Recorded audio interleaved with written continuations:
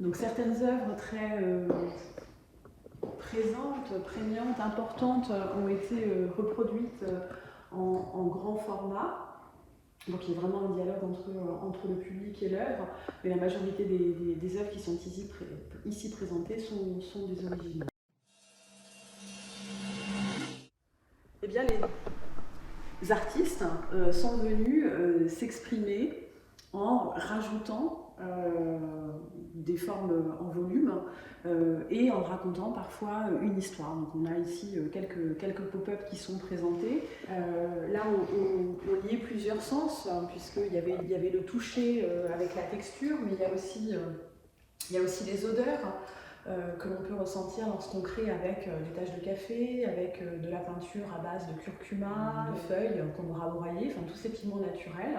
Et puis ils ont laissé libre cours à leur imagination. Et puis on a été effectivement très agréablement surpris par la qualité plastique de certaines des réalisations.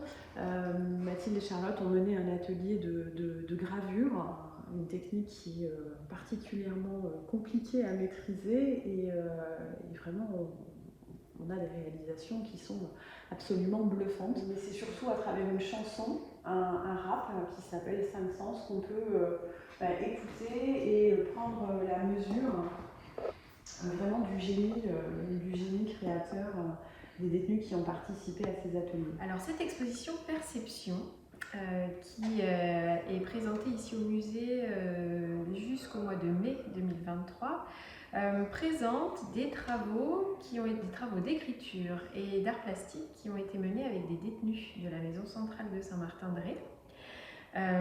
Qui est un projet qui a commencé en 2021 avec des travaux d'écriture avec une enseignante et une artiste graphiste, où les détenus de la caserne et de la citadelle se sont envoyés des lettres sur le thème des 5 sens. Ces travaux d'écriture ont été valorisés, mis en valeur dans un recueil qui a été publié en 2022 et sont présentés quelques textes de ces détenus ici dans l'exposition.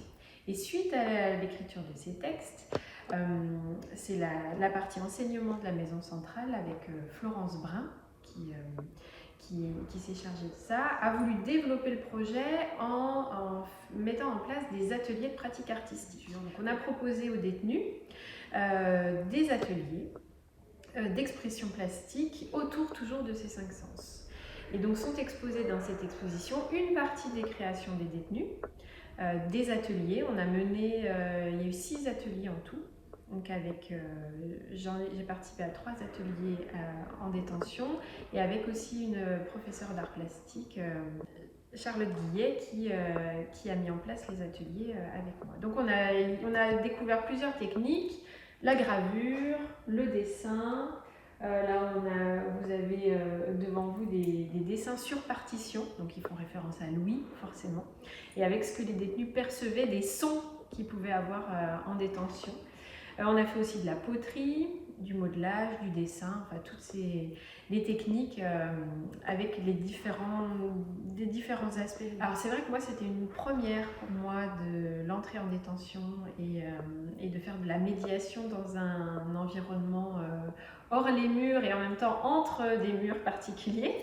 Mais c'est une expérience assez particulière mais très enrichissante parce que on sent qu'on apporte quelque chose à ces personnes qui sont entre 4 murs et qui nous attendent en fait avec impatience et qui finalement ont pour certains beaucoup d'imagination, beaucoup de talent et un sens créatif très développé et le sujet leur a beaucoup parlé. En fait on a des créations assez variées et assez étonnantes.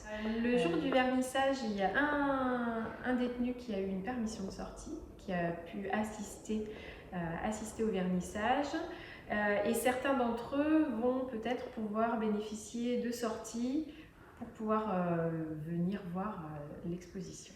Donc cette exposition s'inscrit vraiment dans un partenariat de plusieurs années avec la maison centrale. Cela fait 3 ans maintenant que à chaque début d'année, au mois de février, on accueille le travail des détenus, soit en collaboration avec le SPIP, le service pénitentiaire d'insertion et de probation, soit avec le service de l'éducation. Donc c'est vraiment un moment attendu à la fois par nous, je pense par les détenus et par le public. Nous intervenons nous, très régulièrement en détention, à peu près une fois par trimestre dans chacun des quartiers pour amener le musée auprès de cette population dite empêchée. Ça nous semble très important et c'est vraiment au cœur de nos missions de démocratisation culturelle.